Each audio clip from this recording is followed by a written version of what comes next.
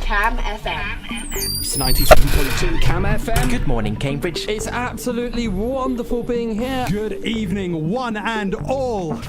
Like jazz, this is freeform and improvised. Banger after banger. You wouldn't like it, but yet you like it. I'm getting side eyes. I feel like I said something wrong. It's the decade dip. The dormouse just literally ran over my foot. It's finally happened, I'm dying. Send in your best milk joke. If the committee are listening, please help. Angus, you are running the London Marathon as we speak. The very best in Cambridge talent. This is the show of shows. You're listening to the Phil and Cara Breakfast Show. It's Elvis Time. The Charlie and Samuel Show. Vibes on Clive. CAMFM. You can dance to the tune. CAMFM breakthrough. Yeah, the French girls. Perfect. Afrobeat international hits. Hello and welcome to Us and STEM with me, Ellie Bladon on CAMFM. Today we've got a very exciting show lined up. We're going to be asking, what does the Arctic look like from space? How can we diversify polar science? And are seal pups just too cute? And we're going to be asking this along with my wonderful guest today. We've got Prem in the studio. So Prem, can you introduce yourself properly for us? Hi, my name's Prem Gill, and I'm a polar conservationist studying seals from space, and that means I like to use satellites up in space to take pictures of the South Pole and count all the seals that live there. Amazing. So is that something that you've just started doing? How far into your PhD are you? I'm just starting my second year, so I'm 1 year into this PhD. Okay, so you're getting into the flow at this point. And what is the big question in your PhD? The big question is really understanding what's the habitat preferences and the population trends for these Antarctic seals, because before now most of the studies focusing on Antarctic seals have been using traditional methods of wildlife monitoring, and that's going out in boats or planes to try and count the seals. However, in Antarctica it doesn't quite work because they live in the sea ice zone, which is very dangerous. And the sea ice at its maximum extent is roughly double the size of Europe, so you can't easily go out in a plane. So the whole idea is, can we now do global studies on Antarctic ice seals using satellite imagery, capturing the whole region? That's a really cool stat. Do you say twice the size of Europe? Yeah, at its maximum extent, roughly. That's mental. So is it because we're talking about the Arctic here, but not the Antarctic? We're talking about the Antarctic here. The Antarctic. So the ice that surrounds the Southern Ocean around Antarctica. See, the reason why I got confused is because have you been to the Arctic recently? I have been to so last month I was in the Arctic. I was in Svalbard, and I was in the northernmost permanent settled town in the world, which has at maximum about 200 residents, which means there's more polar bears than humans in that town. Ooh, and how many polar bears are there? I think it's at least, I can't remember off the top of my head, but at least above 1,000, I believe. Enough for it to be regulation that you cannot leave the town without a rifle, and everyone has to receive rifle training. Wow, so you actually, so not just someone with you, like you personally had to Yes, I had an armed rifle. I shot a rifle for the first time last month, and it was the most terrifying experience I've ever had. I can imagine. Yeah. Right.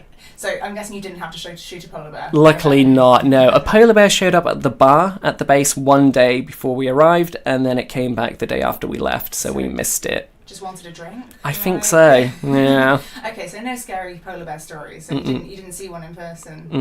I saw polar bear paw prints, but that was about it. That's pretty cool. Yeah, lots of Arctic foxes though, and some reindeer. There were reindeer on the shooting range who seemed very, very undisturbed by the rifles, which was, yeah.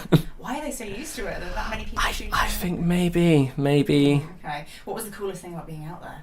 The coolest thing is, I'm a bit of a nerd, so I read Philip Pullman's sort of books which are set in Svalbard and the evil scientist base. Turns out it was the base that I was at. And that for me was pretty cool. It's a really bizarre place in which there's not many people, but it's a really small but extremely diverse community, because there's about 12 bases from all over the world. So India has a base there, China has a base, the Koreans, the Japanese, the Italians, the Norwegians, loads of different bases, and you have this small bizarre population living in this remote region all alone, but from all over the world. That's amazing. And do people actually interact, or do you tend to stay in your own base? Yeah, so there's like a dining hall area which everyone from the base goes to meet up for their, breakfast, lunch and dinners. And there's also a tiny little pub where everyone likes to meet up. But yeah, it was just, it's the kind of place where everyone has to rely on each other. So there is that camaraderie there between all the different bases. Wow. And you've mentioned the rifles, so already I'm getting an idea of it being pretty extreme, but what was the weather like? The weather actually wasn't that too bad, to be honest with you. Relatively mild. What is relatively mild? I mean, I think I had experienced colder weather in New York. Oh, Yeah, okay. to be honest with you. So it wasn't that bad. Where it got really chilly is when we went up to the glaciers and you would have the wind blowing off the glacial ice. Then it got extremely chilly and you did have to take out a few layers. I like how sort of calmly you're talking about this. Like it's kind of chilly. It's Arctic ice, but it's kind of chilly. So going back to your high resolution image work, just how high resolution is this? Like, what would I be able to see? So the resolution of the satellites are 30 centimeters per pixel. And what that means is if you left your laptop out in Antarctica, I'd be able to see it in my satellite image. So I can see seals, I can see baby seals, and because I study seals during the breeding season, if a seal gives birth and leaves blood on the sea ice from giving birth, and I happen to take an image just at that moment, you can even see blood all the way from space. That's amazing. Yeah. What were these satellites put out there for originally? Are they specifically for science? I mean, they're commercial satellites, so you can use them for whatever reason you want, and you can take an image anywhere in the world, whenever you want, at 30 centimeter resolution. So I know journalists have used it to track how the leader of North Korea has been managing to get Mercedes, because just as important as your work. Yeah, just as important. So he Kim Jong-un went to Singapore with a Mercedes, and everyone's like, how did he get a Mercedes since we can't trade with North Korea? And using the satellites, they managed to track this Mercedes that began in Europe, then went across eventually into Russia, and then it was flown in by Kim Jong-un's private flight of planes into North Korea. So you can use it for all sorts of stuff. I love how we can find that out. But you chose seals for some reason. So what was it that originally got you interested in seals? Well, so seals so I began with monitoring the world's most rarest seal back in 2014, which is the Mediterranean monk seal. And at the time there was around 400 to 500 individuals, so it was one of the rarest large mammals on the world. And I knew that finding this species would be extremely rare because although they used to be once distributed across the beaches of the Med, through human disturbance and human impact, their range was severely reduced and they became these reclusive animals hiding away in these secluded coastal caves. But I did manage to see one, and the first time I saw one, it was actually on a sunbed on a tourist beach in Greece, surrounded by tourists eating kebabs and drinking beer. And I kind of thought to myself, well, if that's how easy it is to monitor the world's rarest seal, it must be pretty easy to monitor the world's most common seals. It turns out the world's most common seals are the Antarctic ice seals, and because they live in Antarctica on the sea ice, it's actually extremely, extremely, extremely difficult to monitor them. That's very inconvenient.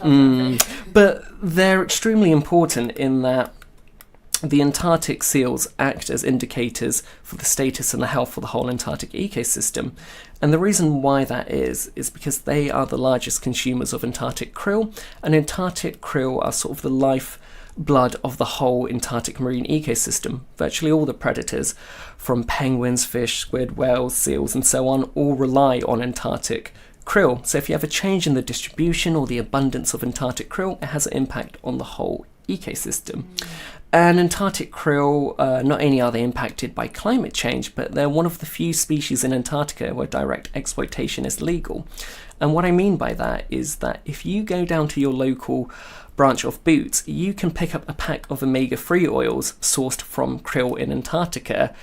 And it just blows my mind, because if you want to get biological specimens from Antarctica, even a few whiskers off a fur seal, it's a lot of paperwork, it's very difficult, whereas getting biological samples from Antarctic krill, I mean, you can just go to Boots and pick some up. That's shocking when you think about it. It is, but coming back to the Antarctic krill, they are incredibly important to monitor, however they're incredibly difficult to monitor. They're very small in size, they're just a few centimetres big, have a very patchy distribution, And during the day when you might want to use satellite imagery, they're actually at depth within the ocean. However, Antarctic seals are the largest consumers, and during the day Antarctic seals like to sit out on the sea ice, which makes them a bit more easier to monitor using satellites and drones and just general remote sensing techniques. So we have this way of using Antarctic seals as a proxy for the Antarctic crew and therefore a proxy for the health of the Antarctic ecosystem. And you said that it's really difficult to get there, but do you think you're going to go out to Antarctica? Hopefully. I mean, the plans are to fly some drones and planes with thermal cameras over my Antarctic seals while I take satellite imagery. And the reason we want to do that is because when you look at the satellite imagery, sometimes it looks like a seal, sometimes it looks like a rock, sometimes it looks like a shadow. So to really get an idea of is this a rock or a seal, we want to fly some drones over the seals with some thermal cameras, take some satellite imagery at the same time, and therefore ground truth, is this a seal, is this a rock? So that's the plan. That's really, and then you're going to try and build that into a model so that it can automatically work out? Yeah, so the big idea behind using the satellite imagery is we're in a weird position when it comes to conservation in that we don't have a lack of high data resolution. For lots of monitoring programs, there's just not enough data. We have too much data, it's a big data issue. So really part of my PhD is trying to automate the classification of the sea ice habitats that the seals live in and also automatically count the seals from satellite imagery. And the big hope is at the end of this, we'll be able to develop a habitat model which can tell you where, based on sea ice features, seal breeding colonies are likely to occur, and therefore that can allow for targeted high-resolution surveys as well as dynamic conservation management and planning. Amazing. So how often are these images taken? So you can take an image on any day you wish. However, that costs a lot of money. One image can cost you about £3,000. Okay, so your research budget doesn't go that far. No, it doesn't. So what I do is I look in the archives and I use images other people have taken which happen to cover regions of sea ice in Antarctica, and I use those to look at seals. And typically that's something you have to pay for. However, Digital Globe have been very nice and they provide me with, a certain number of images for free because it's conservation and seals are very cute and, Well, speaking of cute seals, you don't just look at them on computer screens, because I've seen on your Twitter that you're getting up close and personal with I some do very get up cute close and seals. personal. So what's that all about? So I figured that if I'm going to go to Antarctica and interact with seals up close, on a bit of sea ice on my own, I really want to get used to them on familiar ground before I'm screaming my head off in Antarctica. So I decided to go down to a hospital which is not so far from Cambridge, and they're a bit wary of me disclosing the location because a lot of people will show up to look at the cute seals, and unfortunately it's more of an A&E ward than a zoo, if you see what I mean. Yeah. But no, I went there just to get familiar with the seals, and I was working with harbour seals and common seals, which, despite their names being, common seals, are still more rare in terms of population size than the African elephant. So seals in general, they're, when it comes to the ones you see most often, they can actually be the most rarest, as I've discovered. It's really interesting. Yeah. Is that something that you think you're going to keep going back to, or have you had your seal experience? No. So with the seal hospital in Norfolk, what I discovered there is they have lots of interesting biological samples and there's lots of scope for really great science. However, because it's a hospital that's given money to save seals, they can only save seals, they can't do science. And, they said, we have all these interesting samples, there's been disease outbreaks where these seals have been heavily impacted. I mean, for example, during the 80s, the seals that were most heavily impacted by a disease outbreak back in the 80s were the seals around Norfolk. And there's lots of more interesting things that goes on with the seals there. We know they're picking up at antibiotic resistance when they enter the hospital, and then they're leaving with this when they're released back into the wild, and we're not sure about the pathways for this.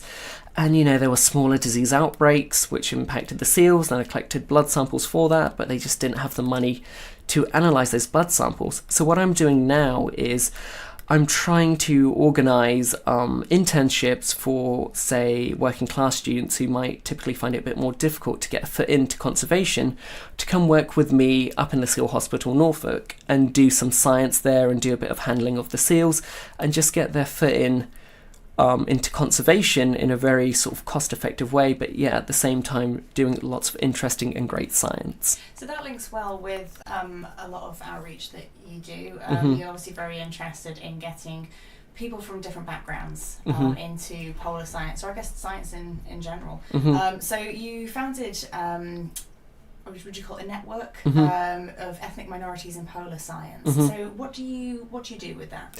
So I established this network for ethnic minorities in polar science, and it's all about connecting ethnic minorities, providing a platform for support, and also just sharing their stories. As you know, academia and PhD can be a lonely world. If you study the Antarctic regions or the polar regions, can be even more lonely. And if you're someone who's visibly different from everyone else, it can be even more lonely. So I wanted to set this up just to connect up with all the other sort of ethnic minorities and people of colour globally who are studying polar science, and just provide a platform, a support platform for them. But also I want to essentially perhaps change the image of what an Antarctic explorer is, because when you hear the words Antarctic explorer, you probably have a very old fixed view, sepia-toned photos, Victorian-esque people, and it isn't necessarily the case. I mean, I'm a young guy with brown skin, and I might not be the first person who pops into your mind when you think of a polar explorer, but that's what I am. I'm a polar conservationist. I study the polar regions. And really, I want kids who are quite young to also, see people like me and think, actually, you know what, that isn't such a far-fetched idea to study the polar regions and do great science which impacts people on a global scale. You're right that if I think of a polar explorer, I do think of someone from 100 years ago. And can you see that it's improved at all in the last, say, 50 years, the face of polar scientists? I don't know if the image we hold in our minds has changed, but definitely within the field it's changed, because it's no longer just what we call the Western nations doing polar science. When I was out in the Arctic, you had India had a base, China had a base, Japan had a base, Korea had a base, South Africa has its own Antarctic program. So you have all these players in polar research who might not be the first people that come to mind when it comes to polar science. And when I've set up my network, I've started to find, other people who do polar science. I wouldn't say it's a very diverse field, which is why I've set this up. But, hopefully through some of the initiatives I'm setting up through my network, it will change. I mean, at the moment, I've set up some opportunities to work with me on my conservation work within British Antarctic Survey, which is getting experience and using state-of-the-art technology to monitor polar wildlife. And what I'm hoping is getting lots of applicants from, say, Black and Asian and minority ethnic backgrounds, just to sort of visibly change the makeup and also give them again an opportunity to get their foot into conservation, which is a very difficult field to enter. And again, with using state-of-the-art biodiversity technology and looking at the most cutting-edge research that's going on for polar wildlife. See, why do you think that this barrier is falling for people from different ethnic groups? Do you think it's something that starts at school? Is it that they are not getting jobs because of I guess, Sure. Yeah. I think there's a range of factors. So again, part of it is sometimes you follow what you see as an option, and what you see as an option is what people do from similar backgrounds as you. And again, as I've mentioned, I'm not the kind of person you would imagine when you think of an Antarctic explorer, so other kids probably don't consider it. I know that in my community, I come from a Sikh community, we're from North India, and even just studying marine geography as an undergrad, a lot of Sikhs were really surprised because they do dentistry, they do law, they do typical career paths, which are, ones you hope you can support your parents with. So they're like, oh, marine geography, that's a bit weird. And now I'm the Sikh guy who's studying seals from space in Antarctica, and I'm just like, I'm a myth in the community. They're like, is there really a Sikh guy doing that? I'm kind of like a brown unicorn at the moment. Such a beautiful image. Oh, thank you. But yes, and again, it's also, it goes beyond that, because some people, when they enter these fields, if they just struggle to, say, fit in or feel like they belong, they might not stay very long in the field even if they entered it. So one part is attracting people from these backgrounds through having images they can relate to and people they can relate to, and the other is actually working on retaining the people we do get by making it a more inclusive and supportive environment. Of course. So when you try to do your outreach work, obviously it's really important because, Mm-hmm. like you're saying, they see people who look like themselves. Mm-hmm. And I've heard a lot of people saying that outreach is most effective when you have a scientist who in inverted commas looks like the community they're talking to. So how could someone who's white, middle class, your typical what we think of as 100 years ago polar scientists, how can they improve their engagement with diverse communities? I think what I would say is if you have any ethnic minorities within your departments, wherever you work, really talk to them and see what they're doing, because a common theme is if you are an ethnic minority and you decide that you want to make a change and you want to, open up opportunities for, say, typically disadvantaged groups or non-represented groups to enter this field, unfortunately, there are some cases where the burden will fall on that one person to do this, and they obviously have to do their own research on top of all of this, and you just want to basically lighten the load off their shoulders. So go talk to them, ask them, if you're interested in doing stuff like this, please let me know how I can help, and I'm sure they'll be able to point you to some things they're trying to set up. And a lot of the times it's just having these concepts and just finding the infrastructure or the people that can help turn it from a concept into a reality. Of course, yeah. I mean that makes sense, doesn't it? We ask these questions, but again, it puts the onus on the person who's already trying really hard, which is not particularly helpful. So tell me a bit about the initiatives that you set up. So there's a few variety of things. So I've been quite lucky in that when I set up my group for ethnic minorities and polar research, the Foreign and Common Office has a polar department, and they had a bit of money which they were looking to use to celebrate the 200th anniversary of the discovery of Antarctica.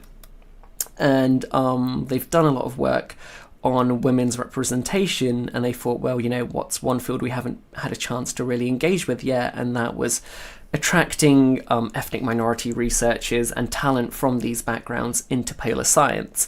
So there is now a diversity in polar science initiative that's been set up by the British Antarctic Survey and the Foreign Office that I'm working on, and with that we're analysing what's the reasons and what's the barriers behind people applying to polar science, which I've already sort of touched on a little bit, and what can we do to help attract people and keep them in this field. And through that we hope to set up a shadowing scheme where we can have people from underrepresented backgrounds spend a week with polar scientists, looking at the work they do and just engaging in some great science, which we hope will lead to perhaps fellowships and so on in the future.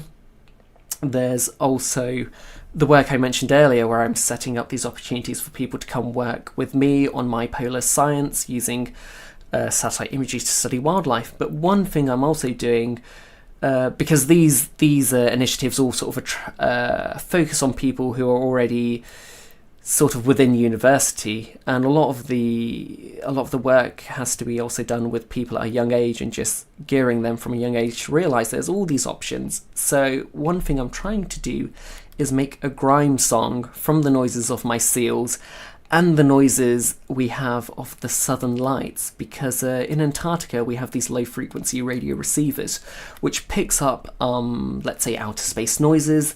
And what I stumbled on is that the noises emitted by the southern lights, which is picked up by these radio receivers, is the same noises made by my Antarctic seals. And I gave a lecture, and in the start of my lecture I decided to do a little pop quiz just to make sure people were listening to my lecture and not on their phones. Very important. Very important, where I played some of these deep space noises, and I played some of these noises of my seals, and I had people guess, is it seal or space? And there was someone in the audience from the Alan Turing Institute who I had previously done a hackathon on using my satellite imagery, and it was like, oh hey, by the way, I make techno music, it would be really cool to make a song out of this. And I thought to myself, why don't we go for grime instead? Because that's what I listen to, and that's what I'm really into. And a lot of these people we're trying to attract from, say, disadvantaged schools in urban areas that are not typically exposed to conservation, they're pretty big grime heads as well a lot of the time.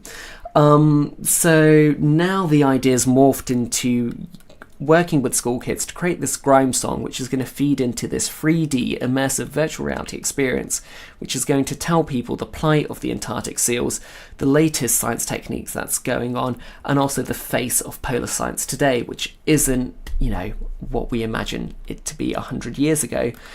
And what I would really love for to happen with this is that once the kids finish their little grime song virtual reality exhibition, is that if they get to present it to Stormzy. Well, I'm pretty sure he listens to this show, so... Oh, really? Yeah, I think probably, so we should do a shout-out to Stormzy. Okay, shout-out Stormzy. Yeah, if you are listening, Stormzy, just find me on Twitter, @PolarPrem. Yeah, get in touch, studio@camfm.co.uk as well, why not, Stormzy? Yeah. That would be my claim to fame, if Stormzy ever heard me. Well, who knows. But what I would really love to do is, while I'm doing my Antarctic fieldwork, I would also really love to just do a satellite video chat with these kids from these schools in these urban areas who are typically not exposed to conservation, and just chat to them while I'm in Antarctica, and maybe have Stormzy on the line as well, and guys, this is what I'm up to, this is what I'm doing, look, I'm recording all the footage and the audio for the seals for you, and that's my dream. That is very cool. Do you have, what's your way of getting in touch with Stormzy? Are you just on Twitter? Well, because Stormzy does a lot of stuff with Cambridge University, he set up a scholarship for black students to be able to attend Cambridge University. So I don't want to make any promises, but I met Stormzy last year because he came to Cambridge University to do a conference called the Motherland Conference, and I did get a chance to speak to him very briefly through that. So who knows what will happen. Yeah. That's much cooler than other Cambridge students. Most people be like, oh, I don't know, I went to a bop and a formal. I chatted to Stormzy. Yeah. Casual. That's super cool. And have you started working with the kids yet, or is this still in the planning phase? This is still in the planning phase. At the moment, I'm looking to set up partnerships with a few different interested partners. Some of them work in the VR scene with the state-of-the-art, sort of technology startups, and then there's another group who works with getting school kids from, say, schools where you're not typically exposed to conservation, or you don't have a chance to engage with nature from urban areas, a chance to get involved in conservation. So it's at the early stages, but we're planning it all out. But at the moment, it's... there's lots of interested parties, and I think there's good scope, and I wouldn't be surprised if within the next few months stuff starts to come out from that project. I'm really excited. And have you talked to kids more generally about polar science from sort of inner city communities? I haven't had a chance yet, so my first year was just very, very busy, very, very crazy, just getting used to Oxbridge and, a PhD and all of this kind of stuff. But now I'm starting to do a bit more engagement. But what I have done is, I did something really simple. I just posted on a group it's called City Seeks on Facebook, and it's for Sikh people who live in London. I just posted on there hi guys, I've just come back from the North Pole. I study seals from space, this is what I do. I'm interested in getting more people from Black and Asian backgrounds interested in this field. And the response was really, really lovely. There were people who just... it's sad to say this, but they were just really proud that I'm doing this. That's really lovely. And they were just really proud. And so many of them were saying, oh, my kids would be so interested in doing this. I'm following your footsteps and blah, blah, blah. And I'm not really doing anything. I'm just doing what I do. But the impact of having someone from such a non-typical background is really big. Just, visible representation. Absolutely. And those of us who aren't from a BAME community, I think it's very easy to forget that, because it's and it's important that we don't, but it's just completely normalised, you know. So I think it's really awesome that you're doing this kind of work, and it's so nice to hear that you're having good feedback as well. Oh, thanks. So before you go, would you be happy for me to do it? You sound like suspicious already. Are you happy for me to do a quick fire round? Quick fire. Let's go. My answers may be a bit slow fire, but we'll try it. Well, yeah. I mean, fire isn't good around ice anyway, right? No. So, best piece of life advice you've been given? Oh, I think 2 bits of advice. So when I was doing my application for coming to Cambridge, and I was having like a phone with my supervisor, and I was really, really nervous. I'm like, oh my god, how's it going to be? And my sister just said to me, look, calm down, they're just a bunch of nerds. Yeah. And ever since then, that's really what's gotten me through my first year in Oxbridge. It's just remind myself that it's just a bunch of nerds. And So that's true. really, it's so true, and it's really kept me sort of stable. And the